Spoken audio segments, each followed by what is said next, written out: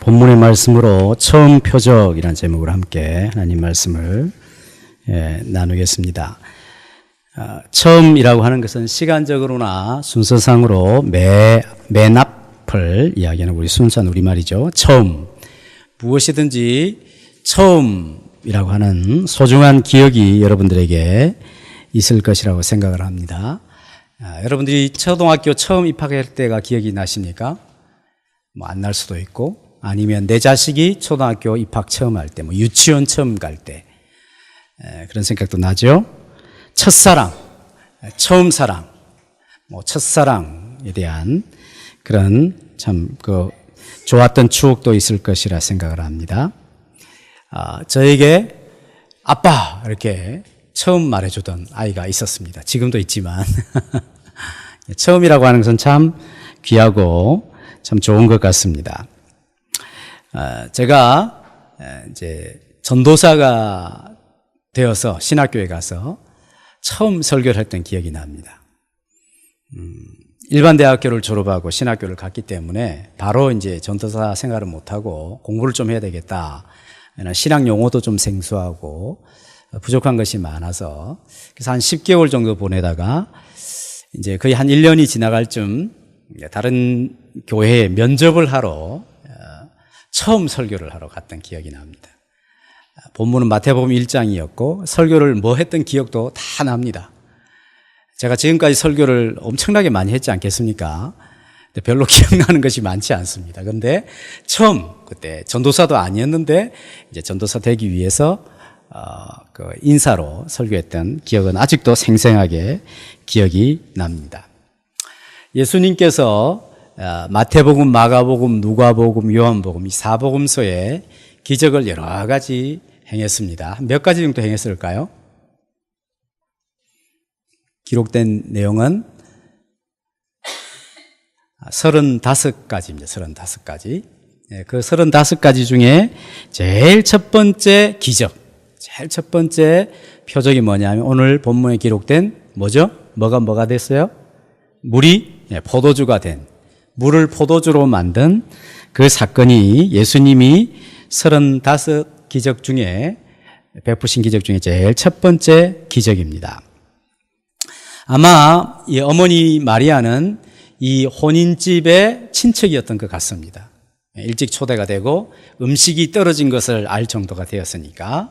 그리고 예수님과 그의 제자들은 초대되어 갔습니다. 우리나라와 다르게 이 나라는 워낙 낮이 뜨거워서 더위를 피해서 저녁에 보통 혼인이 된답니다. 우리나라는 보통 하루 하고 말지만 이 나라는 적어도 일주일 정도 결혼식 잔치를 한답니다. 그 중에서 제일 중요한 음식이 뭐냐면 포도주예요, 포도주. 만약에 포도주가 제대로 공급이 안 되고 중간에 잔치하다가 포도주가 떨어지게 되면 그 하객들이 고소를 할 수 있답니다. 법적으로 걸리게 되어 있을 정도로 심각한 문제죠. 그런데 아니나 다를까 이 혼인집에서, 결혼식 집에서 포도주가 떨어지게 되었습니다. 그것을 어머니가 알고 아마 장남이고 그러니까 상이차 예수님에게 이야기했던 것 같아요. 지금 포도주가 다 떨어졌다. 그러니까 예수님이 그것이 무슨 상관이 있습니까? 내 때가 아직 이르지 못했습니다. 좀 생뚱맞는 이런 말씀을 하시죠. 그리고 나서 이 마리아도 또 반응이 아들이 그렇게 이야기했으면 왜 그렇게 말하는 이렇게 하지도 않고 하인들에게 저분이 무슨 말씀을 하시든지 다 순종해라. 그래서 예수님이 이제 거기에 유대인들이 자기 손을 깨끗하게 하지 않고는 음식을 안 먹는 습관이 있다 보니까 항상 입구에 손 씻는 물이 있는데 그 돌 항아리가 6개가 있는데 거기에 물을 가득 채워서 이 잔치 전체를 주관하는 연회장에게 갖다 주라. 그 하인이 이제 그대로 물 두세 통 들은 항아리 열심히 물을 채웠겠죠. 갖다 주니까 이 연회장이 그 포도주를 맛을 보더니 보통 사람들은 처음에 좋은 것을 내다가 그럼 사람들이 이제 혀가 둔해지고 좀 취하면 그냥 좀 품질이 안 좋은 포도주 내도 이 좋은지 안 좋은지 막 그렇게 내는 사람들이 내는데 이제 신랑이 하는 말이 너는 처음보다도 지금 훨씬 더 맛있는 포도주를 가져왔다. 그러는 거예요. 이 처음 표적을 예수님께서 갈릴리 가나의 이 결혼식 집에서, 혼인집에서 나타내어 예수님의 영광을 보여주셨다라고 오늘 본문은 소개를 해주고 있습니다. 우리가 읽었던 11절에 보면 예수님께서 이 첫 표적을 갈릴리 가나에서 행했다. 표적은 비슷한 동의어가 뭐죠? 기적이 기적, 이적 이런 것인데 우리나라 말은 다 비슷비슷한데 원래 이 성경에 기록된 헬라 말은 다릅니다. 이 표적은 세메이아라고 하는 것으로서 이것은 기적과는 좀 다른 의미입니다. 표적은 뭐냐면 그냥 표시판이라 이렇게 생각하시는 거죠. 표시판. 자, 예를 들면 여기 큰 도로에 SK 이제 큰 아파트 옆으로 이렇게 지난 도로가 있는데 예수동산교회를 찾기 위해서는 가다가 SK 뜰한채 방향의 표지판을 보시고 오시다가 좌회전해 가지고 들어오셔야 됩니다. 뭐 예를 들면 이렇게 설명을 하잖아요. 그러니까 그 표지판 있죠, 표지판. 표지판이 표적과 같은 의미라고 할 수가 있습니다. 중요한 것은 이 예수동산교회를 찾는 목적지가 중요한 것이지 그 표지판이 목적지가 아니잖아요. 그죠? 그 표적판을 보고 이제 자기가 찾고자 하는 목적지를 향하여 가는 것입니다. 예수님께서 보이신 이 표적은 표적 자체가 목적이 아니라 그 표적을 통해서 예수님이 누구신가를 알려주고 싶으신 것입니다. 그래서 이 표적을 통하여 예수님이 영광을 나타내셨다 했을 때 도대체 예수님은 이 물이 포도주가 된 이 사건을 통하여서 예수님이 어떤 분인가를 우리에게 알려주고 싶어 하시는가 하는 것입니다. 우리 요한복음 20장 30절 31절을 같이 읽어보겠습니다. 시작. 예수께서 제자들 앞에서 이 책에 기록되지 아니한 다른 표적도 많이 행하셨으나 오직 이것을 기록함은 너희로 예수께서 하나님의 아들 그리스도이심을 믿게 하려 하며 또 너희로 믿고 그 이름을 힘입어 생명을 얻게 하려 함이니라. 자, 이 표지판을 통하여서 예수님께서 의도하시는 것은 당신을 믿고 당신을 통하여 얻게 하기 위해서다 그랬어요. 그럼 이 예수님께서 이 표적을 통해서 무엇을 믿도록 하시려고 하시는단 말이죠? 예수님이 어떠한 분이신 것을 믿도록 하기 위해서 하나님의 아들 그리스도이심을 믿도록 하기 위해서. 이 표적은 이분이 하나님의 아들 그리스도이시기 때문에 이런 일을 행하실 수가 있구나. 이것을 깨닫도록 하시기 위하십니다. 알게 하시기 위함이라는 거죠.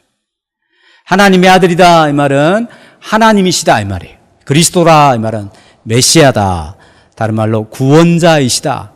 우리를 죄 가운데서 건지시고 사단의 지배 아래서 건지시고 이 세상의 온갖 정욕과 탐욕에서 우리를 건져주시는 참 하나님이시구나 하는 사실을 예수님은 이 표적을 통하여 자기를 알리고 사람들이 그것을 믿게 하기 위하여 이 표적을 보이시는 거죠.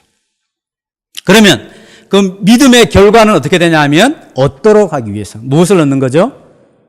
무엇을 얻어요? 생명을 얻게 하기 위해서. 육신적인 이 물리적인 생명이 아니라 하나님과 관계를 맺는 생명이죠. 하나님과 관계를 맺는 생명이에요. 전에는 하나님과 무관하여서 하나님에 대해서 알지도 못하고 감동도 없었고 하나님에 대해 생각도 안 하고 그분 앞에서 살아야 된다는 생각도 전혀 없었는데 이제 하나님과 관계를 맺어서 하나님과 교제를 나누며 하나님의 자녀가 되고 하나님을 닮아가는 그런 영적인 생명을 얻게 된다. 다른 말로 영원한 생명을 얻게 된다라고 말씀하시는 것이죠. 그러니까 예수님은 어떤 기적을 통하여서 뭐 저분이 대단하다 이런 것이 아니라 당신이 우리의 하나님이시구나.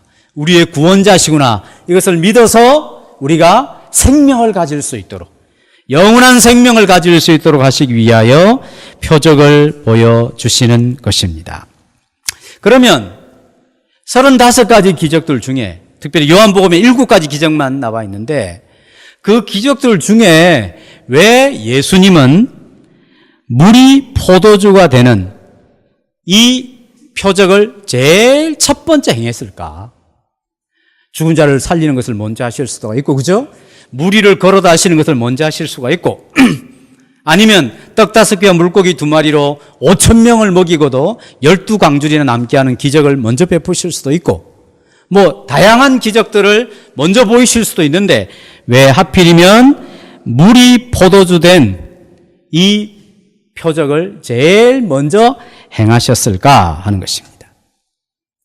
다시 한번, 표적 자체가 목적이 아니라 그것을 통하여 그것을 베푸신 예수님이 누구인지를 알리기 위해서 하시는 거라 그랬죠.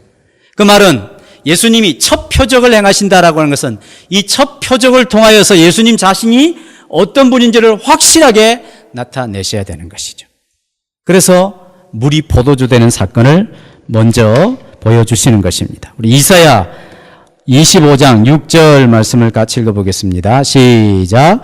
만군의 여호와께서 이 산에서 만민을 위하여 기름진 것과 오래 저장하였던 포도주로 연회를 베푸시리니 곧 골수가 가득한 기름진 것과 오래 저장하였던 맑은 포도주로 하실 것이며, 이 이사야 선지자가 이것은 예언한 것입니다.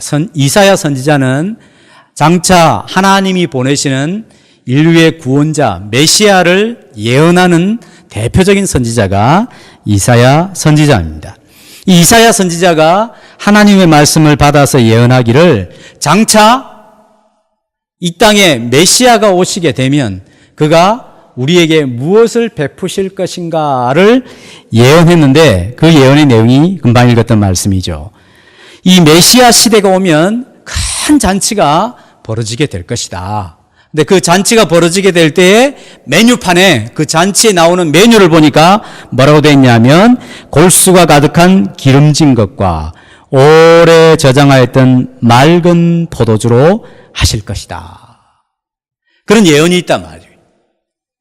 이사야가 예수님 오시기 전에 한 600년 전에 하나님의 말씀을 받아서 예언을 하면서 장차 메시아가 오실 것인데 그가 우리에게 포도주를 베풀어 주시며 잔치를 베푸실 것이다. 이렇게 예언을 했단 말이죠.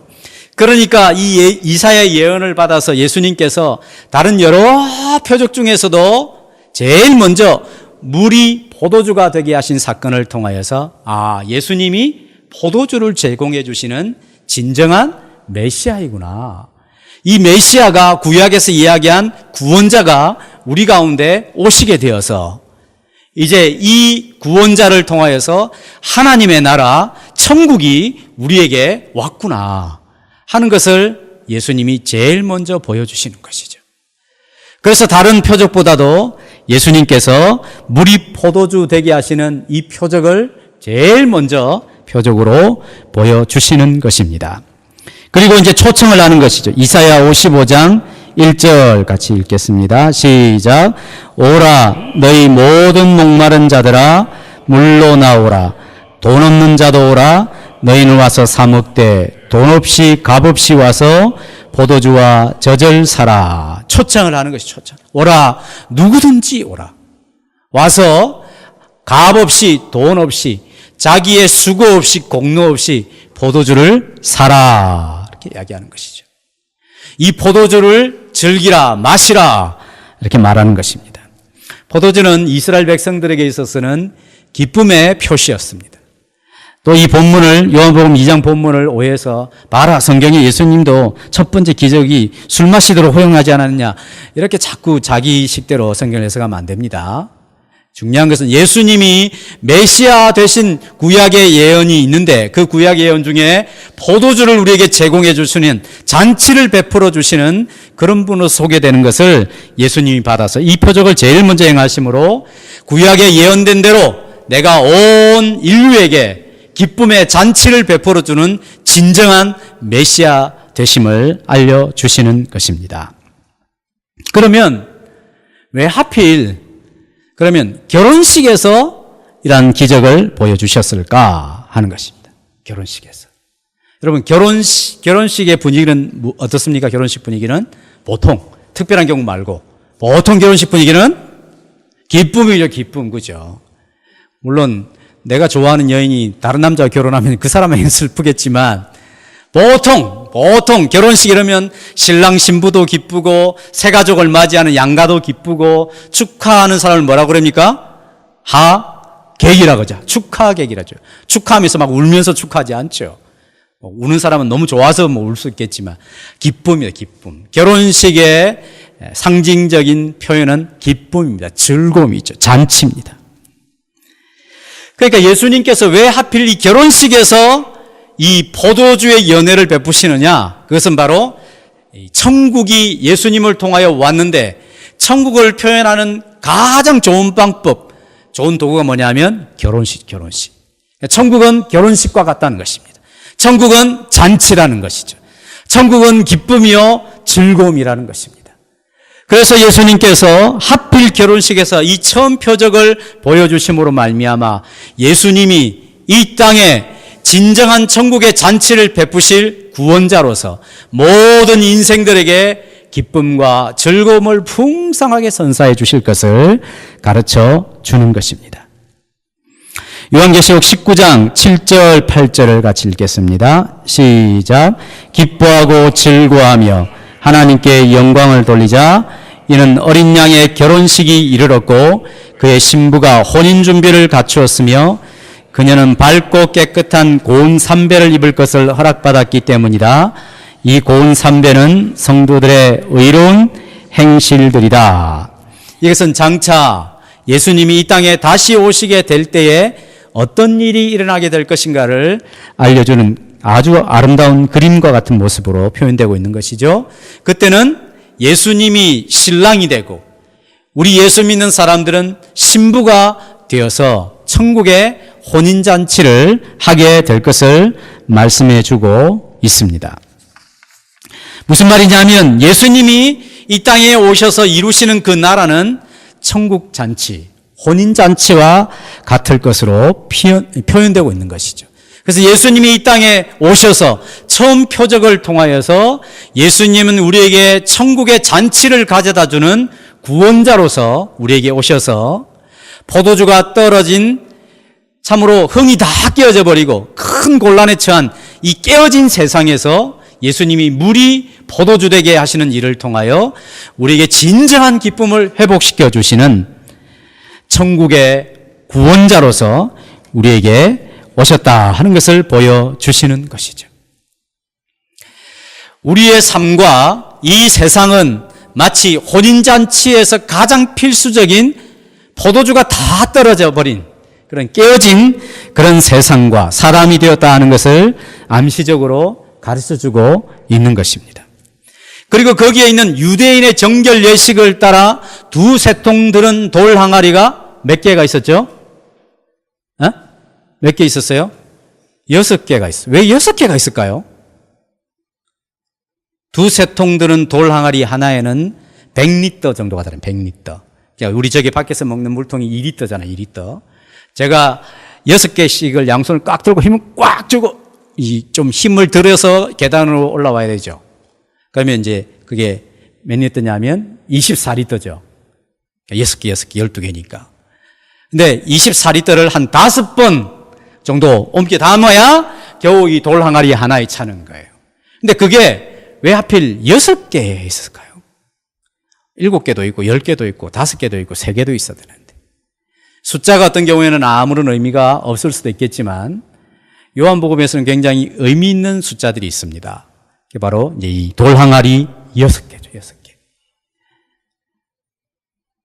그것은 이 유대인의 정결 예식은 뭐냐면 사람들이 음식을 먹을 때는 밖에서 이제 더러워졌으니까 여러 가지 더러운 걸 만지고 접촉하고 그러잖아요. 그러니까 깨끗하게 손을 씻고 음식을 먹어야 자기가 깨끗해진다라고 생각을 한 거예요.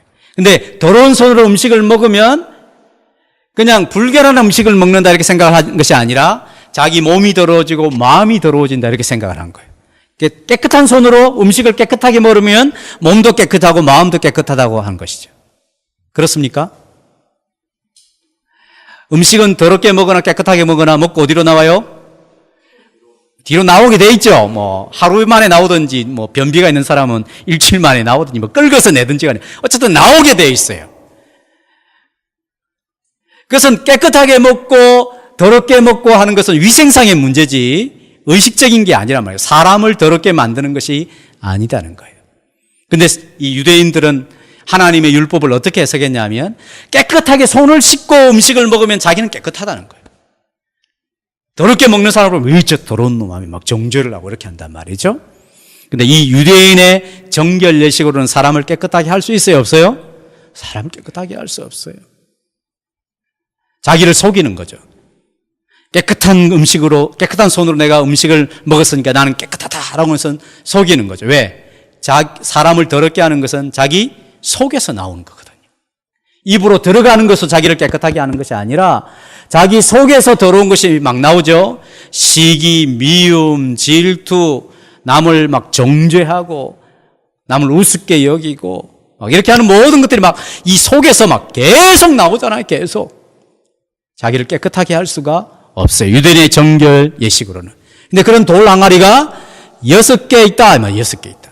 요한계시록에서 똑같이 요한이라고 하는 사람이 요한복음을 기록하고 요한계시록에 했는데 짐승의 수, 사람의 순이 666이라 이렇게 강조해서 3번이나 반복해서 표현하죠. 7에 하나 모자란단 말이죠. 완전한 수에 모자라는, 즉 율법이 주는 것은 사람에게 완전한 깨끗함을 제공해 줄 수가 없다 하는 것입니다. 그것이 율법의 한계죠. 율법의 한계. 잘못했다고 가르쳐 주기는 해요. 탐내지 말라. 탐내지 말라. 탐내는 것은 우상숭배와 같다라고 율법에 있는 거예요. 내가 뭔가를 막 탐내고 이랬을 때는 마음에 욕심이 일어나고 탐내는 거 이건 누구나 하지 괜찮아. 이렇게 생각하고 있었는데 어느 날 성경에서 또는 누군가가 성경 말씀에 탐내지 말라 하였으니 이것은 우상숭배와 같다. 이러니까 갑자기 자기가 우상숭배자가 된 거죠, 여태까지. 그것을 막 허용한 거예요. 기분이 나쁘죠. 왜? 자기는 그동안에 괜찮은 사람인 줄 아는데 성경을 통해서, 율법을 통하여 내가 우상숭배자라고 지적을 당하니까 기분이 나쁘죠. 근데 이 율법이라고 하는 것은 우리의 잘못에 대하여 가르쳐주고 지적은 할 수 있지만 고쳐줄 수가 없는 거예요. 그런 능력이 없어요. 그러니까 율법이 가지고 있는 한계가 분명하죠.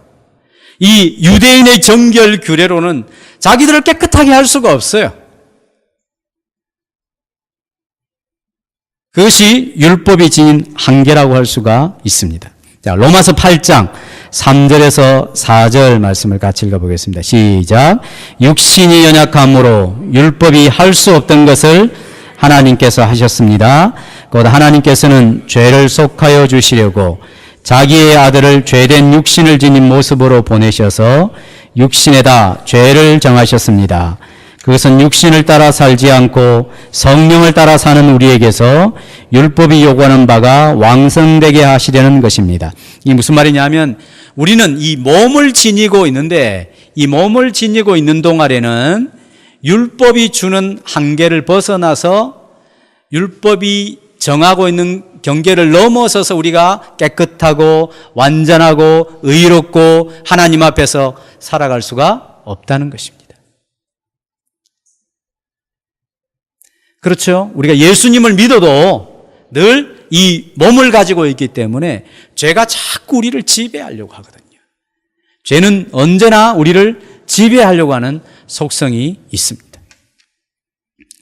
유대인의 정결 예식으로는 어떤 사람도 깨끗하게 할 수가 없고 그러다 보니까 마치 잔치집에 포도주가 떨어져서 잔치집이 기뻐야 되는데 이제 엄청나게 어려움을 겪어야 되는 그런 깨어진 잔치집이 된 것처럼 이 유대인의 정결 예식이에요. 율법이 정하는 바에 의하여 이 세상의 모든 개인과 사람들은 하나님의 기쁨을 누려야 되는데 이 기쁨이 없는 거예요. 깨어져 버리게 된 것이죠.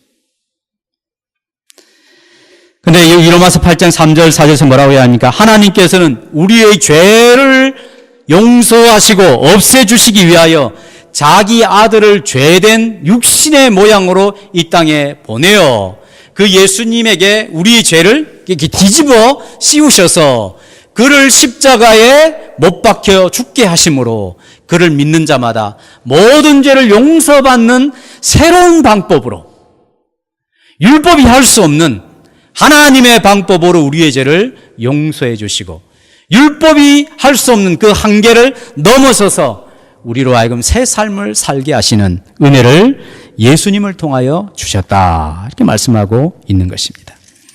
요한복음 1장, 여러분 1장 29절을 한번 보겠습니다. 세례 요한이 예수님을 증언하는 내용인데, 요한복음 1장 29절 같이 읽어보겠습니다. 시작. 이튿날 요한이 예수께서 자기에게 나아오심을 보고 이르되, 보라, 세상 죄를 지고 가는 하나님의 어린 양이로다. 예수님을 향하여 세례 요한이 증언하기를, 보라, 세상 죄를 지고 가는 하나님의 어린 양이로다. 양은 구약시대에 이제 사람이 자기가 죄를 지으면 자기 대신 자기가 하나님의 벌을 받아서 자기가 죽음을 당해야 되는데, 그럴 수는 없으니까 하나님께서 양을 데리고 오라 그랬죠. 양을 데리고 갑니다. 제사장 앞에 가면 죄를 지은 사람이 자기가 양의 머리에 안수를 하고 자기의 죄를 자백합니다. 제사장 앞에서 제가 이런 죄를 지었습니다. 그리고 자기가 그 양을 잡죠. 목을 따든지 해서 잡습니다. 그래서 하나님께 이제 번제물로 이렇게 드리지 않습니까? 자기의 죄 때문에 이 양이 죽습니다. 대속하는 의미가 있습니다. 대속. 근데 이제 그런 말씀을 받아서 세례 요한이 예수님을 향하여 증언하기를, 보라, 세상 죄를 지고 가는 하나님의 어린 양이로다. 한 개인의 죄가 아니라 이 모든 인류의 죄를 다 지고 가는 하나님의 어린 양이 되셔서, 그 예수님이 우리 죄 대신 십자가에서 죽으시는 대속의 제물이 되셔서 하나님께서 우리의 모든 죄를 용서하시고, 율법이 할 수 없는 그런 율법의 한계를 뛰어넘는 하나님의 용서와 하나님이 주시는 그 천국의 잔치에 초대되는 기쁨을 누리게 될 것을 말씀해 주고 있는 것입니다. 그래서 예수님을 통하여서 그 물이 포도주도 되는 그런 일을 통하여서 화학적으로 도저히 그런 일이 일어날 수 없지만, 율법이 정해진 그 한계를 예수님의 능력으로 말미암아 새롭게 해주는, 그래서 천국 이 혼인집에서 기쁨이 완전히 상실되는 그런 위기의 순간에 예수님을 통하여 이 혼인집이 기쁨이 더욱더 배가 되는 그런 놀라운 일이 예수님을 통하여 일어나게 된 것처럼, 참으로 메시아 되신 그분을 믿음으로 받아들이게 되면 누구든지 이 천국의 잔치에 초대되어 잃어버린 기쁨을 회복하며 영원한 생명을 누릴 것을 예수님께서 이 표적을 통하여 보여주신 것입니다. 물은 결코 포도주가 될 수 없습니다. 물은 물이죠. 금식하는 사람이 물을 마셔야 되잖아요. 할 수 없이 마시긴 합니다만은 아무 맛이 없죠. 사실 물은 별로. 이거 참 물맛 좋습니다 해도 저는 먹어봐도 별로 맛이 없는 것 같아요. 물만 먹어 제끼면 화장실만 늘 왔다 갔다 많이 하고, 물은 물이고 포도주는 포도주죠. 화학 성분이 전혀 다릅니다. 어떤 뛰어난 과학자도 물을 포도주로 만들 수는 없는 것입니다. 또 예수님께서 물이 포도주 되게 하셨다라고 하는 것은, 물론 물이라고 하는 도구를 통하여 그렇게 하셨습니다만은, 예수님은 물을 포도주로 만드시는 창조주이시구나, 인생이 아니시구나, 그분이 바로 하나님이시구나, 이 사실을 분명하게 가르쳐 준 것입니다. 다시 요한복음 1장 3절 말씀 읽어보겠습니다. 1장 3절 시작. 만물이 그로 말미암아 지은 바 되었으니 지은 것이 하나도 그가 없이는 된 것이 없느니라. 그란 말은 예수님, 모든 이 세상의 만물이 예수님으로 말미암아 지어졌다 하는 것이, 예수님이 창조주시다 하는 것, 창조주. 물을 포도주 되게 하셨던 그 창조주이신 예수님이 우리의 본질을 변화시킬 수 있는 능력의 하나님이시다는 것입니다.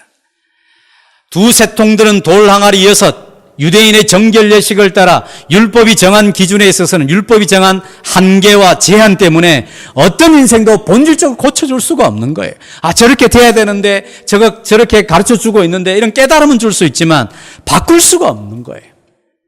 근데 예수님은 우리를 바꿀 수가 있습니다. 우리가 우리 자신에 대하여 실망하고 또 사람들에 대하여 많은 실망을 경험했다 할지라도 하나님이신 그 예수님은 우리를 바꿀 수 있고 타인의 삶을 본질적으로 바꾸실 수가 있으십니다. 물은 맛도 없고 색깔도 없고 향기도 없지만 포도주는 색깔도 있고 맛도 있고 향기도 있지 않습니까? 무미건조한 우리의 물과 같은 우리의 삶을 포도주와 같이 기쁨을 주는 하나님의 사람으로 예수를 믿으면 바꾸어 주실 수 있다 하는 것입니다. 고린도서 5장 17절 말씀을 같이 읽겠습니다. 시작. 누구든지 그리스도 안에 있으면 새로운 피조물입니다. 옛것은 지나갔습니다. 보십시오. 새것이 되었습니다.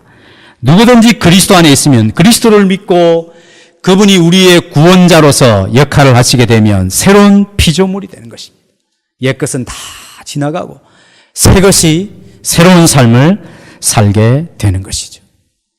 예수님은 우리의 삶을 근본적으로 변화시킬 수 있는 창조주 하나님이십니다. 또한 그는 부활의 주님이십니다. 부활의 주님. 죽음을 이기시고 사망 권세를 이기고 죽은 자들 가운데서 살아나셔서 저를 믿는 자마다 영원한 생명을 주시는 분이시죠. 오늘 2장은 어떻게 시작하고 있습니까? 시간 부사가 나오죠. 사흘째 되던 날, 이렇게 사흘째 되던 날. 여기서 어떤 신학자들이 이 사흘째 되던 날을 어떻게 해석하고 있냐면 요한이 이런 사흘째 되던 날을 표현하는 것은 예수님이 죽으신 지 며칠 만에? 3일 만에 부활하신 것을 언뜻 이야기하는 것이다. 또 요한복음에는 이틀 후에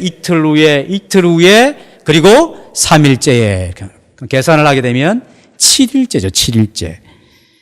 사흘째 되던 날은 7일째입니다. 7일째.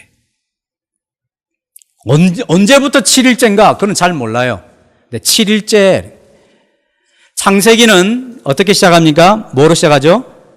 태초에 이렇게 시작. 태초에 하나님이 천지를 창조하시냐. 요한복음은 어떻게 시작합니까? 태초에 뭐가 있어요? 말씀이 계시니라. 태초로 시작하죠. 요한복음이나 창세기나 태초에, 요한복음이 태초에 시작합니다. 창세기도 태초에 시작하는데 태초에 천지를 6일 동안 창조하시고 하나님이 7일째에 쉬셨는데 7일을 뭐라 그랬죠? 여호와의 안식일이라. 이날을 복 주셨다 그러죠. 요한복음은 그 태초에 말씀이 계셨는데 모든 만물이 예수님을 통하여 지어졌고 그리고 7일째 되던 날에 뭐가 있었어요? 혼인잔치가 있더라. 혼인잔치는 언제 있죠? 영원한 혼인잔치는 예수님이 오시는 영원한 안식에 주어지게 되는 것이죠. 그리고 이 사흘째 되던 날은 예수님이 죽은 자들 가운데서 부활하시는 날을 의미하는 것입니다. 그런 것으로 봐서 예수님은 어떤 분이시냐면 이 땅에 진정한 메시아로 오신 하나님이시요 창조주이신 그분께서 우리를 죽은 자들 가운데서 다시 일으키셔서 영원한 하나님의 천국잔치에, 그 영원한 혼례잔치에 우리를 신부로 맞이하시는 그런 왕으로서 자신을 소개해주고 있는 것입니다. 죽음을 이기신다라고 하는 것은 단순히 물리적인 죽음을 이기신다라고 하는 것이 아니라 죽음이 가져다주는 이 세상의 모든 폐해들을 다 이길 수 있는 능력을, 그런 본질적인 변화를 허락해 주시는 분이 예수님이다 하는 것입니다. 물론 고난을 당할 수 있습니다. 어려움을 겪을 수 있습니다. 슬픔에 처할 수도 있습니다. 그러나 그 예수님을 통하여서 이 모든 일을 이겨낼 수 있다는 것을 가르쳐 주는 것이죠. 또한 이 예수님께서 베푸시는 은혜가 굉장히 크다 하는 것을 알 수가 있습니다. 두 세통 돌 항아리 6은 600리터나 되는 엄청난 양이죠. 이 말은 예수님께서 우리에게 베풀어 주신 은혜가 굉장히 크다는 것입니다. 같은 요한복음에 이런 말씀이 있습니다. 내가 온 것은 양으로 생명을 얻게 하고 더 풍성하게 얻게 하기 위해서이다. 예수께서 우리에게 이 영원한 생명을 주실 뿐만 아니라 그 생명의 풍성함을 경험할 수 있도록 이 땅에 오셨다는 것입니다. 한번 생각을 해보십시오. 우리가 이런 문화적인 것과 좀 다를 수 있기 때문에 지금 물론 이 잔치집에 포도주가 떨어졌다고 아는 사람은 몇 없습니다. 그리고 이 포도주가 어떻게 다시 생겨났는지 아는 사람도 몇 없습니다. 그죠? 연회장도 모르고 신랑도 몰라요. 신부도 모르고 대부분의 이 혼인집에 참석했던 대부분의 사람들은 잘 몰라요. 하인하고 그 어머니하고 제자들과 예수님밖에 모르는 것입니다. 근데 이 포도주가 떨어졌다는 것이 그냥 소송이 걸릴 정도로 심각한 완전 잔치집이 그냥 초상집으로 바뀌는 그런 상황이었는데 예수님을 통하여서 어쨌든 모르는 사람 모른다 치더라도 아는 사람들에게 있어서는 이것이 엄청난 은혜인 것을 깨달았지 않겠습니까? 제자들이 그의 영광을 나타내심에 제자들이 그를 믿으니라. 엄청난 감격이 있었을 것입니다. 예수님이 주신 은혜가 이와 같이 큰 것입니다. 그럼 이러한 그 주님의 은혜는 어떻게 받는가 하는 것입니다. 그것은 마리아와 하인들의 삶을 통하여 알 수 있는 것이죠. 그것은 바로 순종을 통하여서 주님께서 일하신다 하는 것입니다. 마리아는 아들에 대한 절대적인 순종이 있었습니다. 처음에는 자기가 지금 이제 음식 장만과 관련된 일을 맡았기 때문에 굉장히 이제 위급하게 된 것이죠. 그래서 아들을 찾아서 장남하고 그냥 상의하는 것이 당연하지 않겠습니까? 지금 포도주가 떨어졌다. 그러면 당연히 나와야 될 아들로서의 반응은 그렇습니까? 어떻게 하면 되겠습니까? 이렇게 막 상의를 해야 되는데 갑자기 예수님께서 여자여 나와 무슨 상관이 있습니까? 내 때가 아직 이르지 아니하였습니다. 와, 참 예수님 건방지네. 아버지가 일찍 돌아가셨다고 이렇게 아버지 없이 자란 자식처럼 이랬나? 이런 생각이 들 수 있지 않겠습니까? 근데 여자여 이 말은 이제 귀나이라고 하는 것으로서 굉장히 존귀하게 대하는, 상대방을 굉장히 존중히 여기고 굉장히 친밀하게 대하는 칭호이니까 우리는 그것을 그냥 이해하고 넘어갈 수 있습니다. 그런데 예수님이 다음 하신 말, 나와 무슨 상관이 있습니까? 이 말을 들으면 그게 뭐 저하고 상관이 있다고 그런 말씀 저한테 하세요. 이렇게 표현이 들지 않습니까? 갑자기 그리고 또 내 때가 아직 이르지 아니하였으면 도대체 그때는 또 뭐고? 근데 갑자기 마리아가 이제 태도가 바뀌어서 하인들에게 무엇을 말씀하시든지 그대로 순종하라. 이렇게 바뀌어버리죠. 그러니까 이 짧은 대화가 오고 가는 속에 굉장히 깊은 의미들이 있다는 것은 우리가 추측해 볼 수가 있습니다.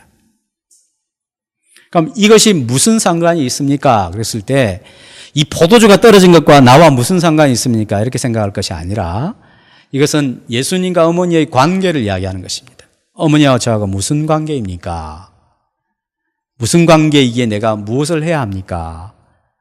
이렇게 이야기하는 것입니다. 자, 어머니 마리아가 예수님에게 이 포도주가 떨어졌다는 것을 이야기해야 예수님이 아는 분일까요? 그랬습니까? 좀 몰랐습니다. 이렇습니까? 아니죠. 이렇게 말하는 것입니다. 어머니가 저한테 이야기하기 전 제가 다 알고 있습니다. 다 알고 있습니다. 지금 어머니는 저에게 뭔가를 지금 이렇게 하기를 원하고 어머니 생각에 따라서 이렇게 하는 것이 좋겠다고 저에게 요구를 하는데 이제는 어머니와 저의 관계를 새롭게 정립을 해야 합니다. 어머니가 믿기 힘드시겠지만 어머니가 나를 낳으시고 기저귀도 갈아주고 그다음에 어릴 때 나를 돌보아주고 나를 키웠기 때문에 내가 누구인지에 대한 분명하게 알기가 참 어려우시겠지만 내가 메시아입니다. 이렇게 이야기한 것도 똑같은 것이죠.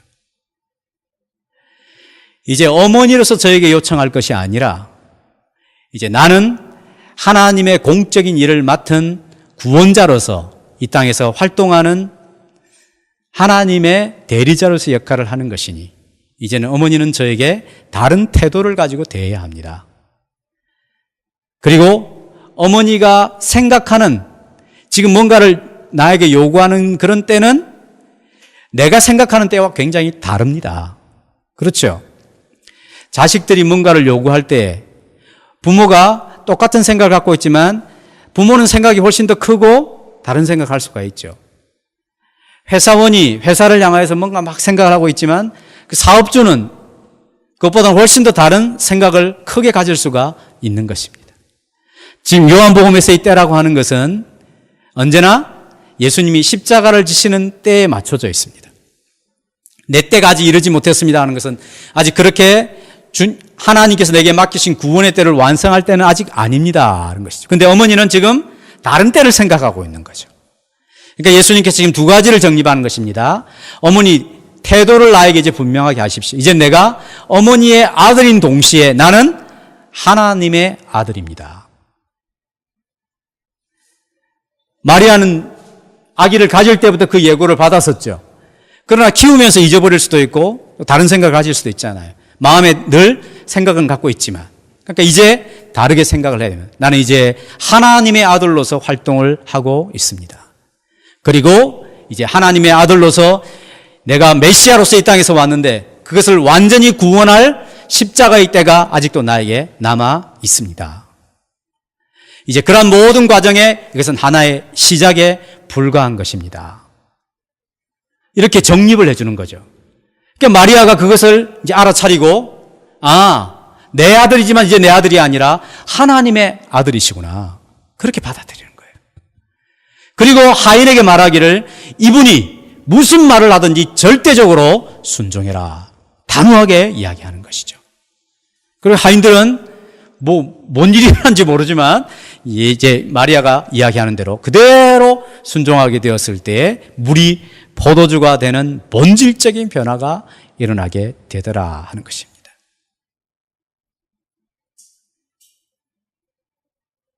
우리의 삶 속에서 어떤 순종이 있어야 본질적인 변화가 일어나게 되는 것입니까? 예수님을 새롭게 깨달아야 되죠. 정말 예수님이 나의 하나님이시다. 그 예수님이 정말 자기 때를 맞춰서 구원을 완성하심으로 말미암아 예수님이 정말 하나님의 어린 양이 되셔서 이 예수님을 통해서만 내가 변화될 수 있고, 이 예수님을 통해서만 내 죄가 용서함 받을 수 있고, 이 예수님을 통해서만 내가 본질적으로 변화될 수 있는 존재이구나. 이런 분명한 인식이 있어야 하는 것입니다. 그래야 순종이 되는 것이죠. 순종하는 자들은 그 순종을 통해서 신비한 은혜를 체험하게 됩니다. 연회장은 알지 못하되 물도온 하인들은 알더라. 그러니까 순종은 언제나 희미한 것을 선명하게 아는 방법으로 통합니다. 순종은 남이 알지 못하는 믿음의 비밀을 순종을 통하여 경험하게 되는 것이죠. 내가 순종하는 것만큼 견고한 신앙을 유지할 수 있게 되는 것입니다. 오늘 말씀은 무엇을 우리에게 가르쳐 줍니까? 예수님은 천국의 잔치를 우리에게 가져다 주는, 진정한 기쁨을 가져다 주는 메시아로 오신 분이라는 것을 가르쳐 주는 것이죠. 율법이 할 수 없는 그 인생의 한계, 율법의 한계를 뛰어넘어서 우리의 모든 죄를 용서해 주실 수 있는 구원자로 이 땅에 오심으로 물과 같이 몸이 건조하고 마치 잔치집에서 포도주가 끊어진 것 같은 깨어진 우리의 삶과 이 세상을 예수님을 통하여 온전하게 변화시켜서 하나님의 기쁨과 생명에 참여할 수 있도록 은혜를 베푸시기 위하여 우리를 찾아오신 분이 예수님이라는 것을 가르쳐주고 있는 것입니다.